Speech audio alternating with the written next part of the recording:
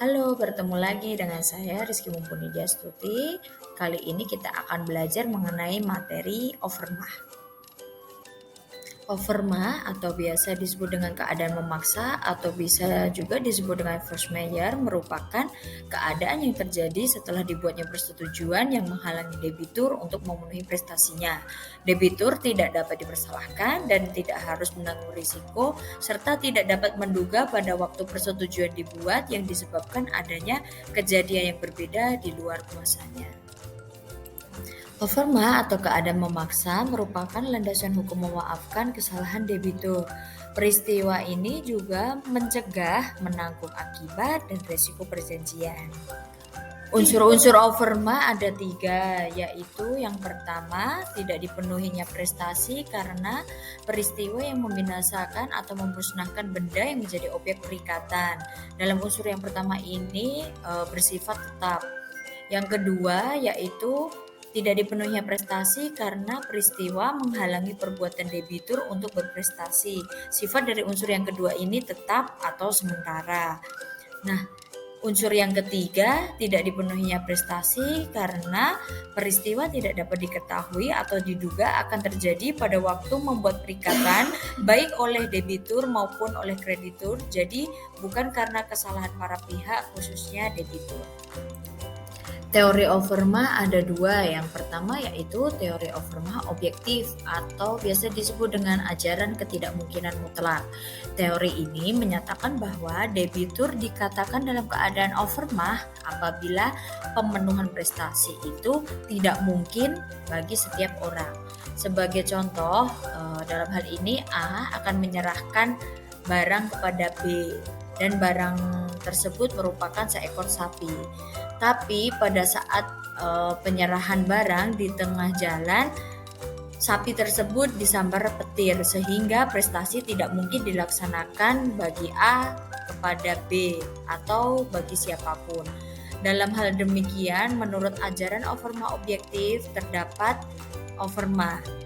Nah, ketidakmungkinan debitur untuk memenuhi prestasi dari A kepada B menurut ajaran overmah objektif disebut imposibilitas.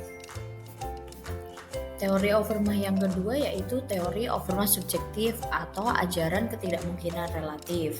Teori ini menyatakan bahwa debitur dikatakan dalam keadaan overmah apabila pemenuhan prestasi itu bagi debitur itu sendiri memang tidak dapat dilakukan, tetapi orang lain mungkin masih bisa melakukan. Sebagai contohnya, seorang pedagang tertentu harus menyerahkan barang-barang tertentu pada pedagang lain. Kemudian ternyata harga barang itu sangat meningkat setelah kesepakatan dari kedua pedagang tersebut. Sehingga pedagang tersebut tidak mungkin untuk membeli barang yang harganya tinggi tersebut. Akibatnya, ia tidak bisa memenuhi prestasi terhadap barang-barang tersebut pada pedagang yang lainnya. Ketidakmungkinan debitur untuk memenuhi prestasi hanya bagi debitur tertentu menurut ajaran overmah subjektif disebut difikultas atau menimbulkan keberatan.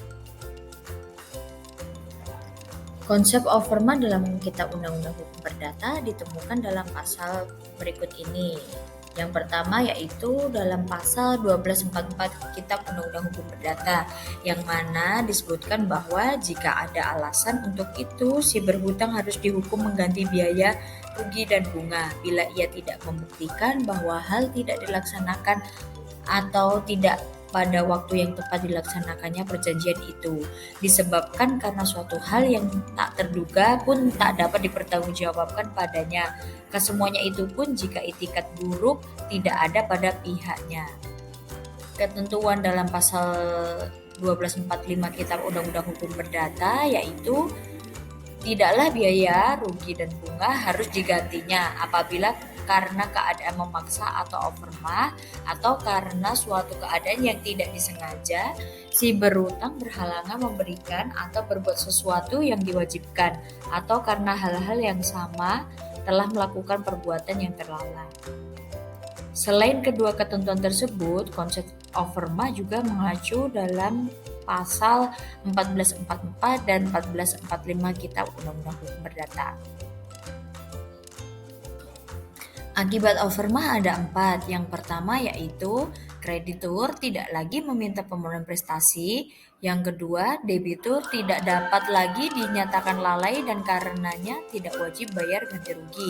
Yang ketiga yaitu kreditur tidak lagi meminta pemenuhan prestasi. Dan yang terakhir, debitur tidak dapat lagi dinyatakan lalai dan karenanya tidak wajib bayar ganti rugi. Oke, sekian pemaparan mengenai overmah. Kita berjumpa lagi di lain kesempatan dengan materi yang lainnya lagi ya. Bye-bye.